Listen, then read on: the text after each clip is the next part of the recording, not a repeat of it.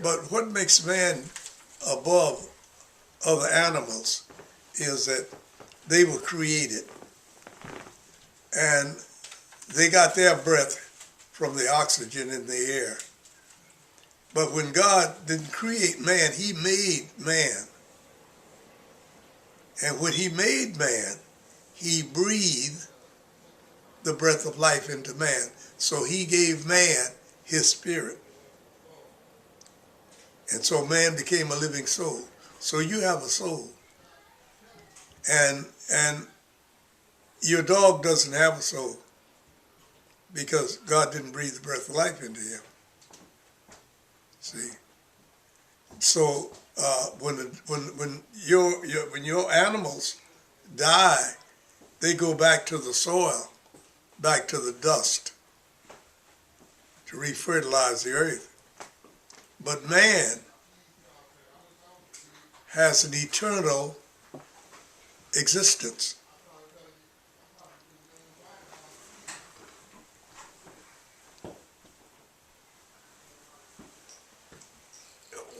When you were born, you automatically took on an eternal life. And you're going to spend it somewhere. It's going to either be in heaven or in hell. But you will have an eternal life. You'll be living in hell or you'll be living in heaven. And it's all because God breathed the breath of life into you and you became a living soul. So the point, you might say, well, what is your point?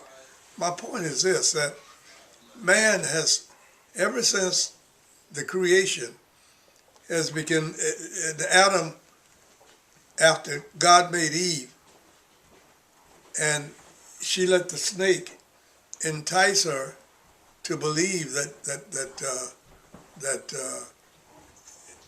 you see, God didn't tell Eve nothing. He told Adam not to eat from that tree of knowledge, because the day you eat from the tree of knowledge, that's the day you're going to die. And the devil said to Eve, surely you don't think that you're going to die. God ain't going to kill you. He loves you. So that Eve got with Adam, and she talked with Adam about it, and they decided to try that fruit from that tree. And when he did, that was the beginning of your choices. Now you have choices. You say, well, why is it that this guy does something, everything he does seems like it turned to gold, the other one seemed like it turned to brass? The difference is in the choices you make in life. And this life is only a testing ground for the eventuality of what's going to happen in the future. But man fell when they partook of that fruit from the garden. God turned this garden, this beautiful garden of Eden, into thorns and thistles. And he put a curse on man. Adam had to tilt the soil the rest of his days. Eve was to bear children in pain. And the snake, you see, at one time the snake was an upright character. He walked upright just like a man does. He had to crawl on his belly the rest of his life. And that's why the snake crawls all the time on the ground. That's why women, when they have babies, they're in pain. And that's why man has to struggle so hard for his existence. But then the world finally was populated, and there was a lot of people in the world, but they got so wicked that God had to destroy them. And the only one that he saved was Noah. For 120 years, Noah was down in the desert building an ark. And he was warning the people that it was going to be a flood. God was going to destroy the world. They didn't believe it. Nobody believed it. You're very Christian oriented. Haven't been for the last few years, but yeah, I grew up in church going to Yeah. school. Well, anyway, and then finally the floods came. But let me tell you something. I'm gonna cease this because this is, you know, you could go on and on and on. But Methuselah, who lived to be the oldest man that ever lived, he was 967 years or 76 years old. Adam was the next. He was 960 years, I think. But now, to prove that God meant what he said, that the day that they ate from that fruit, the day they died, and the snake told them, say, surely you're not going to die. You've never had a man, you see, with God and in time, a day is as 1,000 years, and 1,000 years is as a day. And no man has lived 1,000 years. So no man has lived longer than one day in God's time.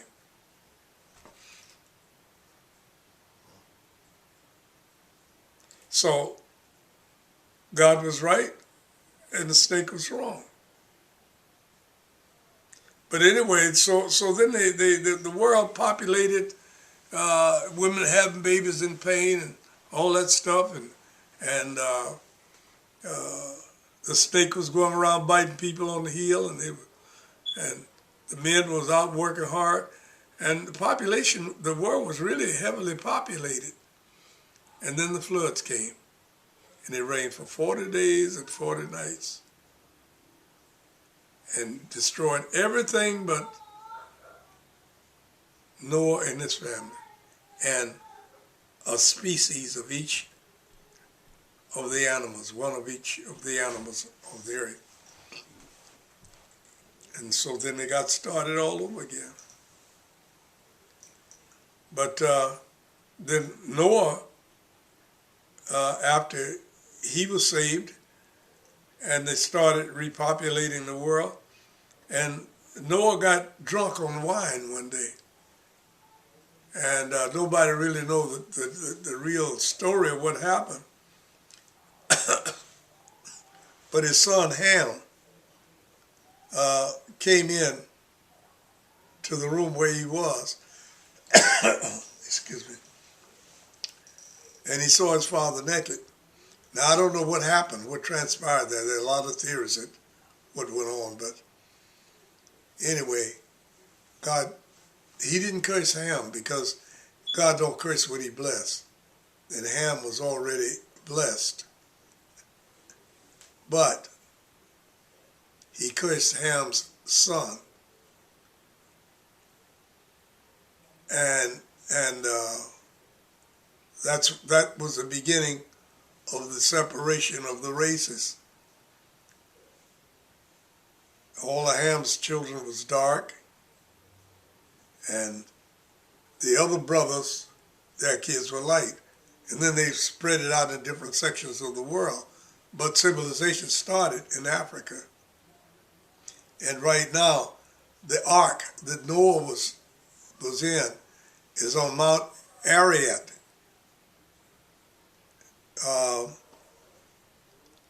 And it's covered with snow. Every once in a while, you can see just a little bit of it. But anyway, so then Abraham came along, and he was blessed and to repopulate the world. So the story went. The world got populated again. That was the first 2,000. Then the next 2,000, everything was moving along. Then we came along. We had this Great Depression. It lasted 400 years. 400 years. And we finally came out of that. And right now we are in the 6,000 years. Now, my contention is that the world was created in 6 days and God rested on the seventh. Well, we're in the seventh day right now. So sometime between 2000 and 2004 is when Armageddon is going to happen, when the world's going to come to an end. But to make a long story short, so things man is becoming smarter and weaker. And the smarter they become, the more wicked they become. Because of technology, such as the thing we got here right now that we're dealing with. Video, they don't even know the extent of how far they can go with video imaging. You know, the computer age. Knowledge is at your fingertips. And people are doing everything. Every time you pick up your newspaper, you see we are the most unhappiest people you've ever seen. We have more and yet we're unhappy. So we're approaching the end. It's devastation. And now we can't afford to have the prisons. So we're beginning to turn prisoners loose who has committed hideous crimes. When you put them back into the communities, what do you think is going to happen? What do you think is going to happen? They first place, they can't get no jobs. They have no skills. So they come out here and they see you in your house. Oh, I think I want that car. They just take it. If you object, they'll shoot you. Yeah. They do it right now. Drive-by shootings. People walk down the street with jewelry on and snatch it off of them and kill them for no reason whatsoever. So things are deteriorating again. So that's why I say we're in the seventh day, and we're going to see some terrible things. Earthquakes. Look at that. Look at the earthquakes we've been having here lately. That's true. Tsunamis, hurricanes, tornadoes, you name it. Diseases that they can't cure like AIDS and other things. You know, so we're at the end. But so technology is a good thing, but it's a bad thing. It gives you too much leisure time to think of bad things to do. You see, when I came along, the family dinner was a big deal. Right. The whole family would sit down at the table and they would eat together, and they would talk about the events of the day. Little Johnny, what did you do in school today? Sarah, what did you do? You know, did you have any problems? Dad, what happened on the job? You know, Mom, what kind of problems did you have at home? Everybody knew what everybody was doing. And now, people got big houses. They're all off in different rooms. They run into the kitchen. They all grab a plate and they head off into the room seat. They don't even sit down. They don't even know each other. They don't know each other. When you're so you talked about on Sundays you guys ate together, but did you guys eat together during the week when you were growing up? Yeah, we always ate when Daddy came home and Mama had the dinner all ready and everything. We would be around 7:30, 8 o'clock. They call that supper. Breakfast, dinner, and supper. Were your grandparents on your mother's side, on your father's side? So, your father's father was George. Yeah. So that was your grandfather. Right. And your grandmother was Nancy. Right. Did they live in Ethel? Yeah. They did. So how about when you were a kid, how old were they? Like, were they, what do you remember about them? They were old. Just like you look at a grandfather now and you say he's old. Don't say that. Yeah. So did you guys like, so when I was growing up, we used to come here a lot and stuff. Did you go to your grandparents' house? Did you see them a lot? Oh yeah, we would go. We would go up in the country and visit them, and we had a car. We'd go in the country and we'd visit them, and they weren't that far away, but it took 2 or 3 hours to get there because of the roads. I need a break.